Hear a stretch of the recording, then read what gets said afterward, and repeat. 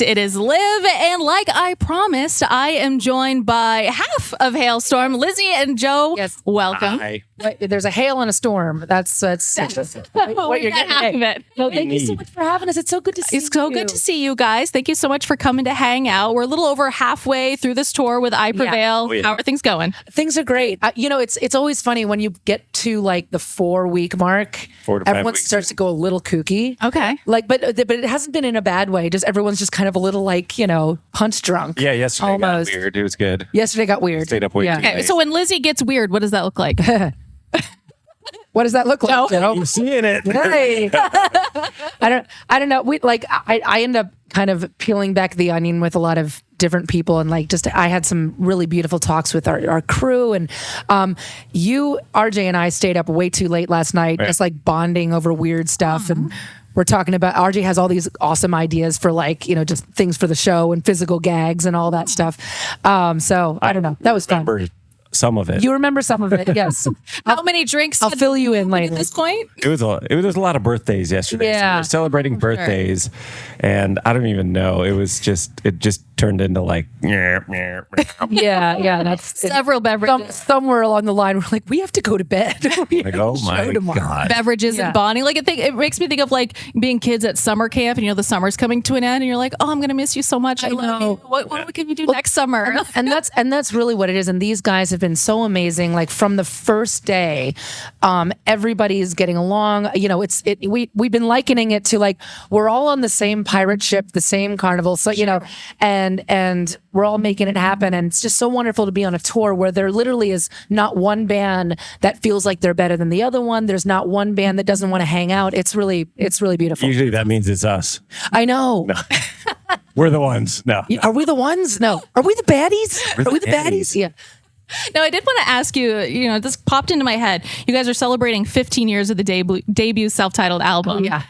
About that too. Add that to the list. too, yes. And I think back 15 years ago, and I'm like, if I had a journal and I were to reread that, I would absolutely cringe at every word I would say. Is there any experience with that? Like looking back at music that's just still around and in the ether? Absolutely, every day. But here's the thing though. There's a superpower that comes with the cringe, and especially if you have the balls to push that boundary just enough where you can handle the cringe, but other people are going to be like, I would never do that. It's like there's a superpower to that. So I don't look back on certain songs and be like, wow, why did I use that line? But one step further than that, like once we release songs and when we go out on stage, it doesn't matter how long we've been playing, I get off. It has nothing to do with it. It's theirs, so they get to sing it back to you and it becomes something new for you. So it's been wonderful. We've been going through a lot of that on this tour. There's been a lot of all ages and yeah, There's some pretty cringy solos on some of those. Yes. But they're still so I was good. learning. I was learning how to do solos. Yes. But even as a fan, I think at 15 years, you can say there's a nostalgia factor. At this point too, where it's like, oh, I remember this song. This song is so good. It's really crazy, and especially in the meet and greets and everything, we'll get people coming up to us and being like, oh my God, you got me through middle school, or I've had some beautiful emotional moments with some of our fans. It's been awesome. We have tissues in our meet and greet now because it's just adorable. But yeah, There are issues. I don't know. I feel like everybody. A lot of people don't understand that to get to that debut record was a lot, and then to get here from that debut record, it was a lot. We do hard things, and I think that we have to give ourselves grace as a band, but also other people looking at any young band. You don't ever really have it all figured out. And especially in the beginning, you have to keep making those things and making those cringe moments happen and having those bad shows or those good shows. And then you learn, and then that's how you grow. So it's all about survival at this point. It's like, we're just going to outlast them all, La cucaracha. Yes, la cucaracha. Well, I heard this quote once from another artist, and I'm sure it's been around forever, that, you have your whole life to write that first album. And then the second, it's like, oh, now we have maybe a year, 2 years, maybe a few years, depending on what's going on. man. That definitely happened. For instance, on our debut album, It's Not You and Familiar Taste of Poison both came from a 4-track Tascam recorder that I had when I was a teenager. So like the songs, some of those songs, yes, you're very right. I'm writing them my whole life, and now all of a sudden, wow, debut.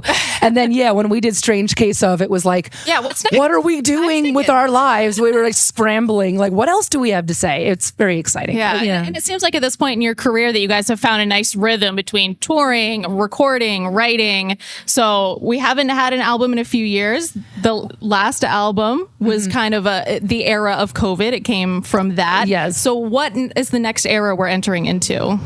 Well, this has been an interesting process for us, very new. Yeah, the record, it's been fun. We're working with a new producer we've never worked with, and like he has a house in Savannah that is just a studio house and a band house. So we go and all 4 of us move in and wake up and we just start writing and Dave Cobb. Yeah, doing it with Dave Cobb, who is a closet metalhead. But he's gotten his due, from Chris Stapleton and Brandi Carlile. But he's got such a great sense of. Oh yeah, he's just a song guy. He loves songs and he knows all about rock and roll. He's done all Rival Sons, Greta Van Fleet. He's a rocker too. But it's fun. Like we have it like half done right now. Like most of the basics and music is done, and so we're still. It's neat because we have this big break between here and we're going to hopefully finish it by the end of the year. And you get to kind of like think about it a little bit, like let it live with you a bit. And then like, all right, what are we saying? What are we going to say? Well, the beautiful thing about that too is that even just now on this tour, I am, for better or worse, kind of a sponge. And I am absorbing all of these experiences and seeing how they're actually fitting into the record. So I'm drafting and redrafting as we're going, just so I can get back in the studio and be like, but wait, what about this? Because that's actually what the experience called for. So yeah, it's very interesting, but we've been taking our time with it because we've been having fun doing that. Because as is tradition with all of these other records, we're like, okay, we have this amount of songs. All right, when can we get in? We're going to go in for a month. We're going to bang it out. Do the touring thing all over again. So it's kind of nice. Yeah, you get a little bit more creativity, and it's nice to work with somebody. Thank you. They're after my face. Bugs are everywhere here at the amphitheater. So it's really nice that you guys are working with a producer that has experience with all these other genres too, because I feel like there's an ebb and flow in the rock world where you kind of get like a country vibe that weaves its way in. And I think we're seeing that a lot. I know you guys have done a lot of covers and the Reanimates. Is there any plans for another one of those coming? We've been talking about that lately. One day. We keep putting like song titles into a pile. Well, we have some recorded actually, and I don't know when they're going to come out. I know. It's just they're being held hostage. Yeah.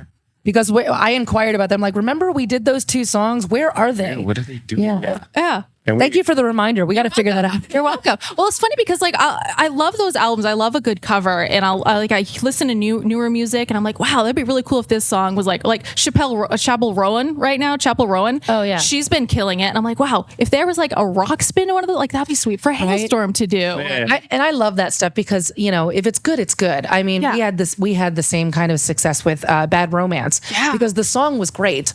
All we really had to do was be ourselves, and it became a rock song. But it's I love doing that stuff. So yeah, we'll definitely have that happen. We recorded something really fun that we can't talk about yet. Oh yeah, it comes out in I forgot that's coming out in November. Okay, yes, there are things happening. Top secret. Total left field. Yeah, total left field.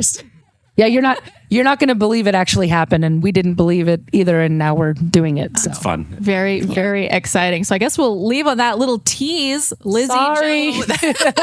No, I'll keep an eye out, and I will let you all know in Pointville what's going to happen. You guys, thank you so much. Yeah, thank you for having us. Coming on, and can't wait to see you tonight. It's a Point Big Summer Show. Halestorm and I Prevail coming out. It's at Hollywood Casino Amphitheater. It's Live for 105.7 The Point. Yeah. Woo.